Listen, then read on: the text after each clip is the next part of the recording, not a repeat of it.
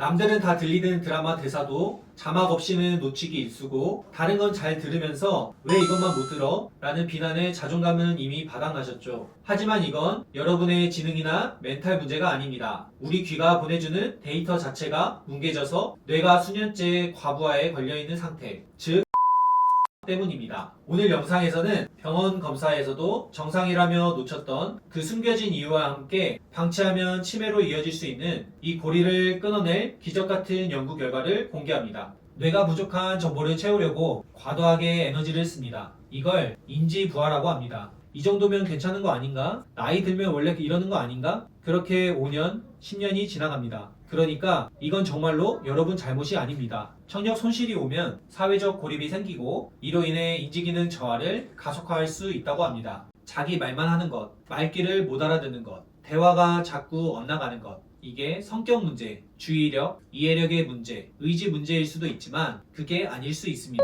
같은 말을 3번, 4번 반복하게 하는 사람, 저 사람 내 말 일부러 안 듣는 거 아니야? 한 번쯤은 이런 생각 해보셨죠? 아니면 본인이 얘기를 한 번에 못 알아듣는 사람도 있고요. 소리가 웅웅거리게 들려서 꼭 다시 한번 말해달라고 부탁하며 사회생활에 스트레스를 받는 사람들도 있습니다. 소리는 들리는데 말귀는 못 알아먹는, 갑자기 누가 말을 걸거나 생각지도 못한 이야기를 할 때 못 알아듣고 네? 하고 몇 번이나 되물었던 경험들 있으시죠? 또한 가족이 한숨을 쉬면서 왜 이렇게 말귀를 못 알아들어? 라고 할 때 나는 분명히 열심히 들었는데 그 말이 얼마나 속상하셨어요. 그 답답했던 진짜 이유를 아시게 될 겁니다. 오늘 영상 끝까지 시청해주세요. 자, 먼저 이런 사람 생각해보세요. 대화할 때 자기 말만 하고 상대가 뭘 하려고 하면 끊고 또 자기 이야기로 돌아오는 사람. 심리학에서는 이걸 대화적 나르시시즘으로 부릅니다. 사회학자 찰스 버거가 정의한 개념인데요. 대화의 주도권을 계속 자기 쪽으로 가져오려는 경향입니다. 보통 이런 사람은 이기적이거나 인정받고 싶은 욕구가 강한 거라고 생각하죠. 그런데 여기서 중요한 반전이 있습니다. 연구자들이 난청 환자들의 대화 패턴을 분석했더니 놀라운 사실이 발견됐습니다. 자기 말만 하고 상대 말을 자꾸 끊는 그 행동이 성격 문제가 아니라 청력 문제에서 비롯되는 경우가 굉장히 많다는 겁니다. 왜 그럴까요? 귀가 잘 안 들리면 대화의 흐름을 정확하게 따라가기 어렵습니다. 상대방이 무슨 말을 하는지 반만 들리는 상태에서 대화의 흐름을 놓칠까봐 불안해지는 거예요. 그래서 어떻게 되냐면 내가 계속 말을 하고 있으면 적어도 이 상황을 내가 통제하고 있다는 착각을 하게 됩니다. 이건 심리학에서 말하는 방어 기제입니다. 안 들리기 때문에 말을 멈추는 것 자체가 불안한 거예요. 그러니까 이렇게 정리할 수 있어요. 자기 말만 하는 사람, 성격 문제 이전에 청력 문제일 수 있습니다. 많은 분이 일상에서 겪는 당혹스러운 순간이 있습니다. 가족이 분명하게 말했는데 나도 모르게 엉뚱한 대답을 해버리는 경우죠. 주변에서는 왜 자꾸 딴소리해? 내 말 안 듣고 있어? 라면 핀잔을 주기도 합니다. 하지만 이건 집중력이나 지능의 문제가 아닙니다. 바로 데이터 손실의 문제입니다. 우리 뇌가 정보를 받아들이는 과정에서 어떤 일이 벌어지는지 알기 쉽게 설명해 드릴게요. 우리 뇌는 소리를 들을 때 단순히 듣는 것만 하는 게 아닙니다. 단어를 해석하고 문맥을 이해하고 상대의 의도를 파악하는 것을 동시에 처리합니다. 그런데 귀에서 보내주는 정보 자체가 손상돼 있으면 뇌가 아무리 열심히 일해도 불완전한 데이터를 갖고 해석을 해야 되는 겁니다. 특히 고주파수 난청이 있으면 자음, 즉, 시옷, 지읒, 치읓, 피읒, 히읗 같은 소리가 먼저 안 들립니다. 모음은 들리는데 자음이 빠지면 어떻게 되냐고요? 2022년 토론토 대학교 연구에 따르면 노화성 난청은 고주파수부터 먼저 손상되고 이게 바로 자음을 못 듣는 이유라고 했습니다. 실제로 이런 일이 생깁니다. 바라만 봐도 좋아 라는 말이 알아만 봐도 좋아 이런 식으로 들립니다. 이건 본인이 이상한 게 아닙니다. 귀에서 보내온 데이터가 애초에 손상된 거예요. 뇌가 부족한 정보를 채우려고 과도하게 에너지를 씁니다. 이걸 인지부하라고 합니다. 대화 한 번 할 때마다 뇌가 과부하가 걸리는 겁니다. 그러다 보면 어떻게 되냐고요? 대화 자체가 너무 피로해집니다. 피로하니까 대화를 피하게 됩니다. 피하니까 사람들과 멀어집니다. 이게 오늘 이야기의 핵심 고리입니다. 그런데 이 부분에서 가장 억울한 이야기를 해야 해요. 난청이 있는 분들 중에 본인도 모르는 경우가 굉장히 많습니다. 왜냐고요? 첫째, 건강검진에서는 정밀하게 검사를 하지 않습니다. 매년 혹은 2년마다 한 번씩 건강검진 받으시잖아요. 혈압, 혈당, 콜레스테롤, 내시경, 위 내시경 꼼꼼하게 챙기죠. 그런데 청력검사는요? 건강검진의 청력검사는 굉장히 기본적인 수준입니다. 크게 들리냐 안 들리냐 수준만 확인하는 거예요. 초기 난청, 특히 특정 주파수만 손상된 경우에는 이 검사에서 정상으로 통과됩니다. 정상이라고 나왔으니 본인도 내 귀는 괜찮은가 보다 하고 넘어가는 거죠. 둘째, 동네 병원에 가도 마찬가지입니다. 귀가 좀 이상한 것 같다고 병원에 가시면 어떤 의사 선생님은 종종 이렇게 말씀하세요. 노화로 인해서 조금 떨어진 상태예요. 크게 불편하지 않으시면 그냥 사세요. 그 말을 들으면 어떻게 하겠어요? 아, 들리긴 들리는데 그냥 살지 뭐 하고 집으로 돌아오시는 거죠.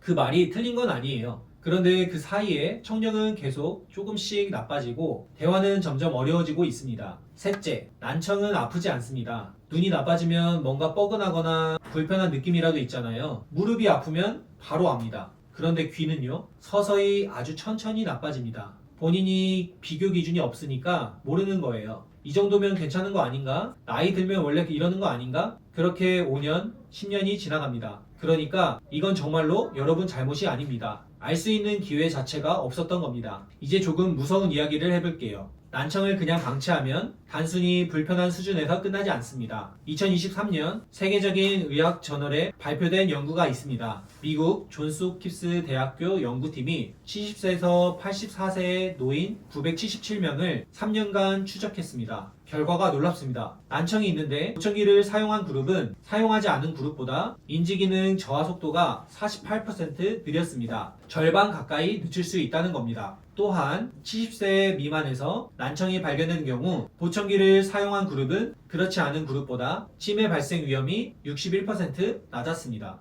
국내 중앙치매센터에 따르면 2023년 전국 치매 환자가 이미 100만 명을 넘었습니다. 그리고 2040년 180만 명을 넘을 것으로 예측하고 있어요. 그리고 치매 발병 위험 요인 중에 난청이 큰 비중을 차지합니다. 왜 난청이 치매로 이어지는 걸까요? 귀가 안 들리면 뇌로 돌아오는 자극이 줄어듭니다. 뇌는 자극이 줄면 활동이 감소하고 그러면서 서서히 기능이 떨어지죠. 게다가 대화가 힘들어지면 사람들을 피하게 되고 사회적으로 고립되면 뇌는 더 빠르게 노화됩니다. 2024년 버밍엄 대학교와 에스턴 대학교가 공동으로 발표한 연구에서도 확인했습니다. 청력 손실이 오면 사회적 고립이 생기고 이로 인해 인지기능 저하를 가속화할 수 있다고 합니다. 이건 단순히 귀가 좀 안 들리는 문제가 아닙니다. 이 영상을 보시는 자녀분들께 한 말씀 드려볼게요. 부모님이 같은 말을 반복하게 만들 때, TV 소리를 너무 크게 틀어놓으실 때, 전화통화할 때, 큰 소리로 말할 때 답답하고 화가 나시죠? 그런데 이제 그 이유를 아시겠죠? 그분들도 답답합니다. 듣고 싶은데 안 들리는 거니까요. 그게 이해력 문제가 아니라 귀에서 보내는 데이터 자체가 손상된 것. 이제 아셨죠? 부모님께 왜 못 알아들어요? 하시기 전에 먼저 한번 귀 검사를 받아보시면 어때요? 라고 말씀해 보세요.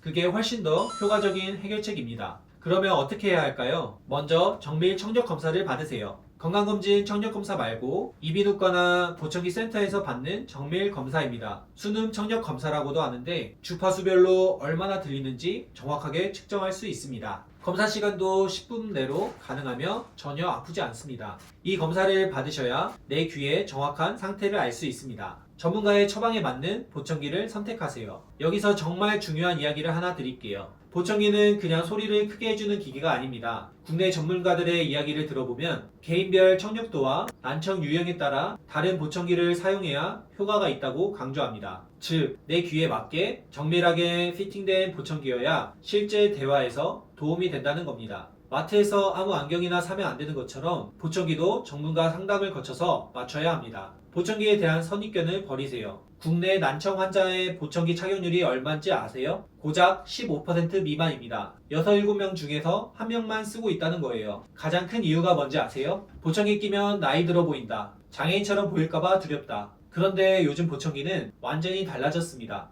귀 안에 쏙 들어가서 밖에서 잘 보이지 않고 스마트폰이랑 연결되는 제품도 많이 나왔어요. 그리고 이렇게 생각해보세요. 안경을 쓴다고 창피하신가요? 안경은 눈을 도와주는 도구잖아요. 보청기는 귀를 도와주는 도구입니다. 전혀 다른 게 없습니다. 인제대 상계백병원 이비인후과 최정환 교수님은 이렇게 말씀하셨습니다. 보청기에 적합한 나이란 없습니다. 나이 들면서 시력 문제로 안경을 쓰듯 귀가 잘 안 들리면 보청기를 착용해야 한다고요. 오늘 이야기를 정리해 드릴게요. 자기 말만 하는 것, 말귀를 못 알아듣는 것, 대화가 자꾸 엇나가는 것, 이게 성격 문제, 주의력, 이해력의 문제, 의지 문제일 수도 있지만 그게 아닐 수 있습니다. 귀 문제일 수도 있습니다. 그리고 건강검진에서 정상으로 나왔어도 병원에서 그냥 살라고 했어도 그건 여러분이 정밀한 검사를 받지 못했기 때문입니다. 여러분 잘못이 아닙니다. 여러 청각 전문가의 연구가 증명했습니다. 보청기 하나로 치매 위험을 절반 가까이 늦출 수 있다고요. 이건 약도 아니고 수술도 아닙니다. 그냥 귀를 도와주는 도구입니다. 이 영상을 보시는 분들 중에 혹시 나 해당되는 거 아닐까 하는 분이 계실 거예요. 아니면 부모님이나 배우자를 보면서 혹시 난청이 있어서가 아닐까 하신 분도 계실 거고요.